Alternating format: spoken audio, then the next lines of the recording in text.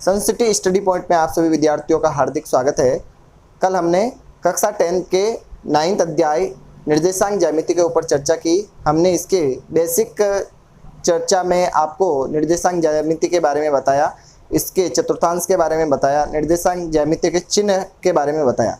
इसके अलावा 9.1 एक्सरसाइज के 1 से 5 तक के क्वेश्चन को सोल्व करके समझाया था। इसके आगे की चर्चा करने से पहले मैं आपको कुछ महत्वपूर्ण जानकारी देना चाहूँगा कि चतुर्थांश किस प्रकार होते हैं और कौन कौन से होंगे और उनकी दूरियों के हिसाब से हम उसको किस प्रकार से परिभाषित कर सकते हैं। त्रिभुज में भी उनकी भुजाओं की लंबाई के आधार पर या दूरी के आधार पर किस प्रकार से परिभाषित कर सकते हैं, तो सभी बच्चे ध्यान से समझेंगे। जैसे हमारे पास ये एक आकृति है जिसमें यानी एक चतुर्भुज जिसकी आमने सामने की भुजाएं समान हैं, ए बी बराबर है सी डी के और बी सी बराबर है ए डी के, यानी इसकी आमने सामने की भुजाएं समान हैं और इसके विकर्ण भी यानी विकर्ण ए सी और विकर्ण बी डी दोनों आपस में क्या है, बराबर है। तो इस प्रकार की जो आकृति बन रही है तो वो आकृति क्या होगी, आप सभी विद्यार्थी सामान्य रूप से इसको ध्यान में रखेंगे कि ये जो आकृति है, यह जो चतुर्भुज है वो कैसा है, आयत है। दूसरा, यदि किसी चतुर्भुज की आमने सामने की भुजाएं समान हैं लेकिन विकर्ण बराबर नहीं है, तो विकर्ण बराबर नहीं है, आमने सामने की भुजाएं समान हैं, तो वो जो चतुर्भुज बनेगा वो चतुर्भुज है समांतर चतुर्भुज। ए बी बराबर है सी डी के और बी सी बराबर है ए डी के, तो आमने सामने की भुजाएं बराबर है, विकर्ण बराबर नहीं है। भुजाएं ए बी व सी डी बराबर है, बी सी और ए डी बराबर है, और विकर्ण ए सी नॉट इजिकल टू यानी बराबर नहीं है बी डी के, विकर्ण ए सी बी डी के बराबर नहीं है। बराबर नहीं है तो ये आकृति बनेगी समांतर चतुर्भुज। समांतर चतुर्भुज।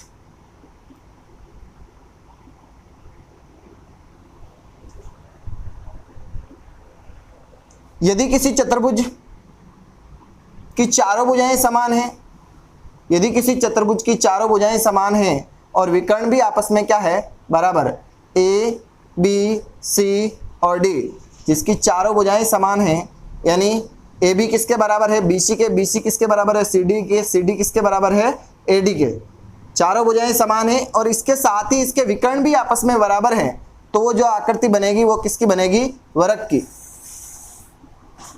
चारों भुजाएं समान हैं और विकर्ण ए सी और विकर्ण बी डी दोनों आपस में क्या है, बराबर, तो ये जो आकृति बन रही है आपके सामने वो किसकी हो जाएगी, वर्ग की। और यदि किसी चतुर्भुज में आमने सामने यदि किसी चतुर्भुज में चारों भुजाएं समान हैं, ए बी सी डी यानी A B B C C D और ए डी चारों भुजाएं समान हैं लेकिन विकर्ण बराबर नहीं है, विकर्ण बराबर नहीं है, तो ये जो चतुर्भुज बनेगा वो कौन सा होगा, समचतुर्भुज। ए बी बराबर बी सी बराबर सी डी बराबर ए डी, और बराबर नहीं है, ए सी किसके बराबर नहीं है, तो ए सी बी डी के बराबर नहीं है, यानी विकर्ण बराबर नहीं है। तो ये आकृति किसकी बन रही है, समचतुर्भुज की।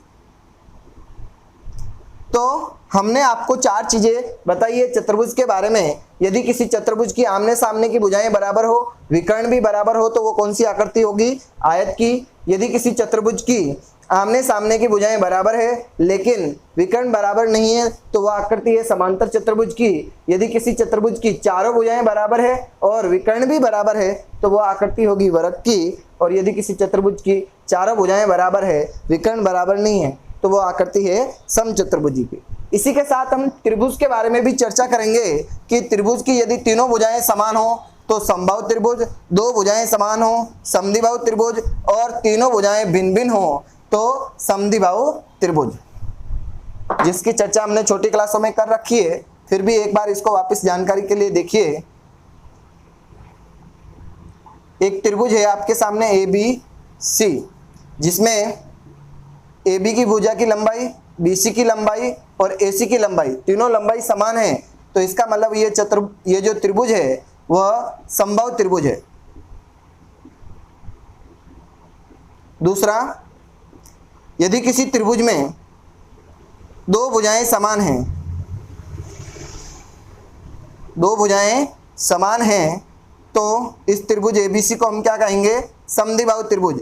AB AC के बराबर है, लेकिन किसके बराबर नहीं है? BC के। समान भुजाएं हैं AB व AC, और असमान भुजा कौन सी है? BC। असमान भुजा है BC, तो इस त्रिभुज को हम क्या कहेंगे? समद्विबाहु त्रिभुज।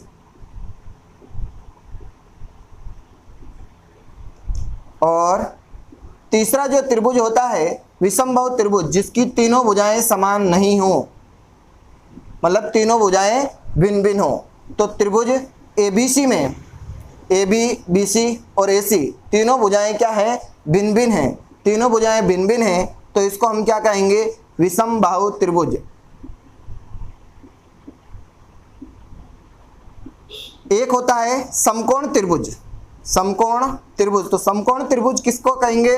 तो ये ध्यान रखिए, समकोण त्रिभुज में समकोण की सम्मुख भुजा का वर्ग, यानी ये आपके सामने एक समकोण त्रिभुज है, समकोण की सम्मुख भुजा का वर्ग यानी AC का वर्ग AB के वर्ग और BC के वर्ग के योग के बराबर है, तो उस त्रिभुज को हम क्या कहेंगे? समकोण त्रिभुज। यानी AC का वर्ग यानी कर्ण का वर्ग आधार का स्क्वायर प्लस लंब के स्क्वायर के बराबर है, तो उसको हम क्या कहेंगे? समकोण त्रिभुज। तो दूरी के आधार पर यानी दूरी सूत्र की सहायता से हम इन त्रिभुज को बता सकते हैं कि ये समबाहु त्रिभुज है, समद्विबाहु त्रिभुज है, विषमबाहु त्रिभुज है और समकोण त्रिभुज है। तो इसी के साथ हम अगले प्रश्न की शुरुआत करते हैं। कल आपको हमने 6 तक के क्वेश्चन सोल्व करवाए थे, अब क्वेश्चन नंबर 7 से शुरुआत करते हैं।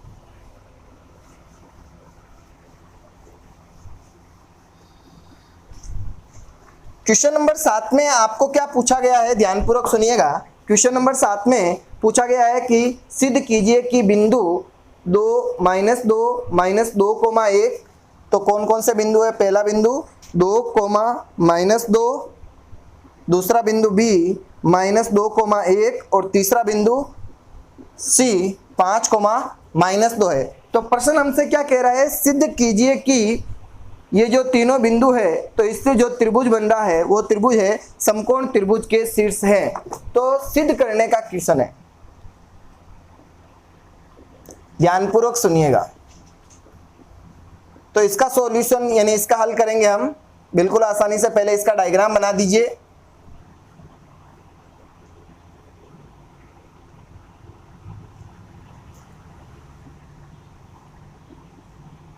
अभी A B C 2, -2, -2, 1 और 5, 2।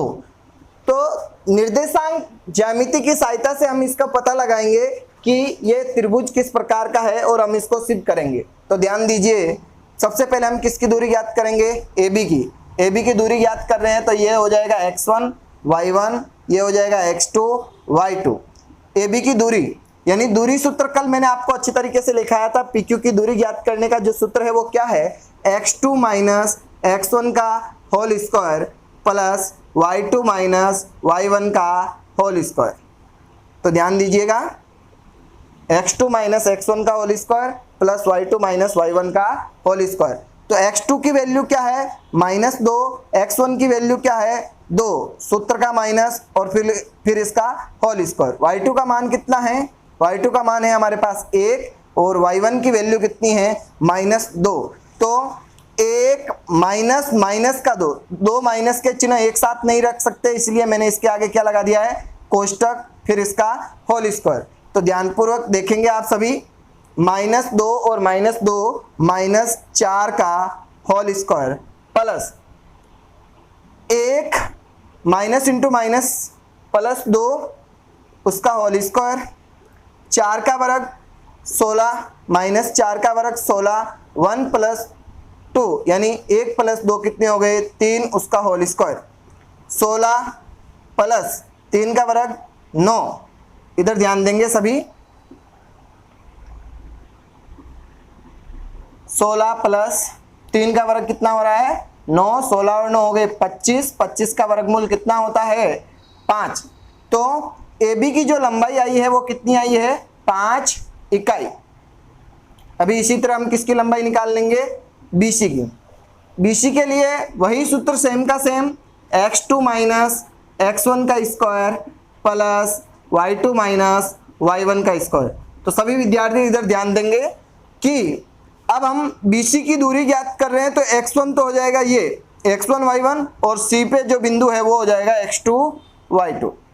x2 का मान कितना है 5, 5 माइनस -2, तो 2 माइनस के चिन्ह साथ में नहीं रह सकता, इसीलिए मैं इसमें -2 कोष्टक में लिखूंगा, फिर इसका होल स्क्वायर प्लस 2 माइनस 1 का होल स्क्वायर, 2 माइनस 1 का whole square, 5 minus into minus हो गया प्लस, प्लस के 2 यानी 5 प्लस 2 और इसका होल स्क्वायर, 2 माइनस 1 कितना रह जाएगा 1 उसका स्क्वायर। अब इधर ध्यान देंगे 5 और 2 कितने हो गए 7, 7 का स्क्वायर प्लस 1 का स्क्वायर, 7 का स्क्वायर कितना हो गया 49, 1 का वर्ग 1, 49 और 1 कितने हो गए 50। तो अंडर रूट ऑफ 50, जिसको हम किस तरह सोल्व करके लिख सकते हैं, इसको हम इस तरह सोल्व करके लिख सकते हैं, बड़े ध्यान से देखिएगा। इसको ऊपर लिख रहे हैं हम, अंडर रूट ऑफ 50 को 50 के टुकड़े कर दीजिए, तो 50 के टुकड़े किस तरह होंगे इधर ध्यान देंगे। 50 के टुकड़े, सबसे पहले 2 का भाग 25, फिर 5 का भाग 25 में 5 बार, फिर 5 का भाग 5 में 1 बार, तो टुकड़े हो गए 2 इंटू 5 इंटू 5। तो इसको हम किस प्रकार लिख सकते हैं 5 अंडर रूट 2। अब इधर ध्यान देना, अभी हमने किसका मान निकाला है BC का, अब किसका निकाल रहे हैं AC का। AC बराबर वही सूत्र x2 माइनस x1 का, x2 माइनस x1 का whole square plus y2 minus y1 का होल स्क्वायर, इस पूरे के ऊपर क्या आ जाएगा अंडर रूट। तो A को मान लीजिए x1 y1 और C को मान लेंगे x2 y2। अच्छी तरीके से ध्यान देना इसको, x2 माइनस x1 का square plus y2 minus y1 का होल स्क्वायर। इधर ध्यान दीजिएगा, x2 का मान कितना है 5, x1 का कितना है 2, तो 5 माइनस 2 का होल स्क्वायर प्लस 2 माइनस का 2 और इस पूरे का होल स्क्वायर। 5 माइनस 2 कितने हो गए 3, 3 का वर्ग, 2 माइनस का 2, 2 माइनस इंटू माइनस प्लस का 2, फिर उसका होल स्क्वायर, तो 3 का स्क्वायर प्लस 2 कितने हो गए 4 उसका स्क्वायर। 3 का वर्ग कितना हो रहा है 9, 4 का वर्ग कितना हो रहा है 16, 9 और 16 कितने हो गए 25, 25 का वर्गमूल कितना होता है 5। तो हमें इसमें सिद्ध क्या करना है, हमें इसमें सिद्ध करना है कि ये जो त्रिभुज है वो किस प्रकार का त्रिभुज है, समकोण त्रिभुज। ऐसा हमें सिद्ध करने के लिए कहा गया है प्रश्न में कि सिद्ध कीजिए कि ये जो त्रिभुज के जो शीर्ष हैं वो कैसे शीर्ष हैं, समकोण त्रिभुज के शीर्ष हैं। तो मैंने अभी आपको एक फॉर्मूला बताया था कि समकोण त्रिभुज के लिए हमारे पास सूत्र क्या होगा कि जो सबसे बड़ी भुजा है उसका वर्ग अन्य दो भुजाओं के वर्गों के योग के बराबर होगा, यानी सबसे बड़ी भुजा का वर्ग अन्य दो भुजाओं के वर्गों के योग के बराबर होगा। तो अभी हमारे पास सबसे बड़ी भुजा कौन सी आ रही है BC। BC का मान कितना आ रहा है, BC का मान आ रहा है 5 अंडर रूट 2 और दो भुजाएं AB का मान कितना है 5 इकाई, BC का मान है 5 अंडर रूट 2 इकाई और AC का मान आ रहा है 5 इकाई। तो अभी इसको सोल्व करेंगे, सिद्ध करना है कि ये समकोण त्रिभुज है। तो त्रिभुज ABC में जो BC का वर्ग है वो कितना आ रहा है 50। अन्य दो भुजाएं ए बी का वर्ग प्लस ए सी का वर्ग, तो ए बी का वर्ग 5 का वर्ग प्लस 5 का वर्ग, 5 ए बी का वर्ग प्लस ए सी का वर्ग बराबर 5 का वर्ग प्लस 5 का वर्ग, 5 का वर्ग कितना हो गया 25, यानी ए बी का वर्ग प्लस ए सी का वर्ग बराबर 25 प्लस 25, 25 और 25 कितने हो गए 50। तो दो छोटी भुजाओं के वर्गों का योग बड़ी भुजा के वर्ग के योग के क्या आ रहा है, बराबर आ रहा है। तो अभी अभी हमने आपको क्लास की शुरुआत में बताया कि दो छोटी भुजाओं के वर्गों का योग बड़ी भुजा के वर्ग के बराबर हो जाए तो वो त्रिभुज कौन सा त्रिभुज होगा, समकोण त्रिभुज। तो अतः त्रिभुज एबीसी, त्रिभुज एबीसी के शीर्ष, त्रिभुज एबीसी के शीर्ष समकोण त्रिभुज के शीर्ष हैं, समकोण त्रिभुज के शीर्ष हैं। इसी प्रश्न को पुनः एक बार अच्छी तरीके से ध्यान से समझिए। हमारे पास प्रश्न क्या था, ए बी व सी तीन बिंदु के निर्देशांक दे रखे हैं और इसको सिद्ध करना है कि ये जो शीर्ष है वह समकोण त्रिभुज के शीर्ष है। अच्छी तरीके से ध्यान देना, ए के निर्देशांक 2 -2, बी के निर्देशांक -2,1, सी के निर्देशांक 5,2। सबसे पहले ए बी, बी सी और ए सी की हम क्या ज्ञात करेंगे, दूरी ज्ञात करेंगे। तो ए बी की दूरी x2 - x1 का स्क्वायर, y2 - y1 का स्क्वायर। शुरुआत में हमने x1 y1 ए को माना और बी को x2 y2 माना। तो -2 में से क्या घटाना था, 2 -2 का होल स्क्वायर प्लस फिर 1 में से क्या घटाना है -2, तो 1 माइनस का 2, तो 2 माइनस का चिन्ह साथ में नहीं रहते इसीलिए हमने क्या लगा दिया, इसमें कोमा लगा दिया, कोष्टक लगा दिया है। -2 और -2 -4 का वर्ग, 1 माइनस इंटू माइनस प्लस हो जाएगा, तो 1 + 2 का होल स्क्वायर -4 का वर्ग। तो माइनस की किसी भी संख्या का वर्ग हमेशा प्लस आता है, तो -4 का वर्ग क्या हो जाएगा 16, 1 + 2 कितने हो गए 3, 3 का वर्ग कितना हो गया 9, 16 + 9 कितने हो गए 25। तो ए बी का यानी 25 का वर्गमूल कितना हो रहा है 5, तो ए बी का मान आ गया हमारे पास 5 इकाई। इसी तरह बी सी की दूरी ज्ञात करनी है, तो बी सी का जो निर्देशांक है, बी का निर्देशांक -2,1, सी का निर्देशांक 5,2। बी सी की दूरी ज्ञात करनी है तो इसका सूत्र क्या हो जाएगा, x2 - x1 का स्क्वायर प्लस y2 - y1 का स्क्वायर। बी हमारे पास x1 y1 है और सी हमारे पास अभी के लिए क्या है x2 y2, यानी 5 में से क्या घटाना है माइनस का 2, 5 माइनस का 2, 2 माइनस के चिन्ह साथ में नहीं देते इसीलिए कोष्टक लगा दिया है, माइनस इंटू माइनस क्या हो जाएगा प्लस के 2।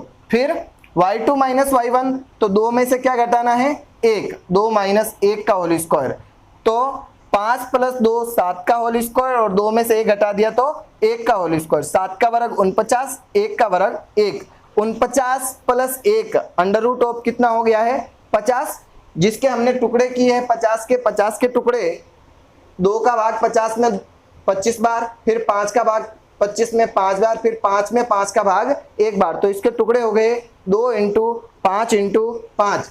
तो अब हमें ये पहले से पता है कि दो संख्याएं 5 2 बार आ रहा है तो इसका वर्गमूल लेंगे तो 5 बार आएगा, तब कितनी बार लिखेंगे 1 बार लिखेंगे। तो बीसी का जो मान आया है वो हमारे पास आ गया है 5√2 इकाई।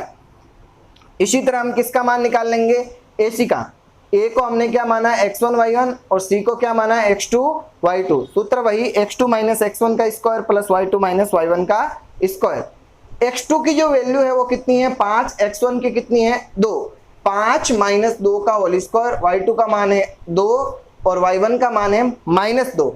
तो माइनस और ये माइनस दोनों साथ में नहीं रह सकते, कोष्टक लग जाएगा, माइनस इंटू माइनस क्या हो जाएगा प्लस, 5 में से 2 चले गए, कितने बचे बेटा 3, और 2 + 2 कितने हो गए हैं 4, 3 का वर्ग 9, 4 का वर्ग 16, 9 और 16 कितने हो गए 25, 25 का वर्गमूल कितना हो गया 5। इस तरह हमने तीनों भुजाओं की दूरी निकाल ली है, ए बी, बी सी और ए सी। अब त्रिभुज ए बी सी में बी सी का वर्ग कितना हो गया 50, ए बी और ए सी का वर्ग 5 का वर्ग प्लस 5 का वर्ग, 25 + 25 कितने हो गए हैं 50। तो दो छोटी भुजाओं के वर्गों का योग बड़ी भुजा के वर्ग के योग के क्या है बराबर है, तो उसे हम क्या कहेंगे समकोण त्रिभुज। तो त्रिभुज एबीसी के जो शीर्ष है वो किस तरह के शीर्ष हैं, समकोण त्रिभुज के शीर्ष हैं। इसके आगे की चर्चा हम कल करेंगे।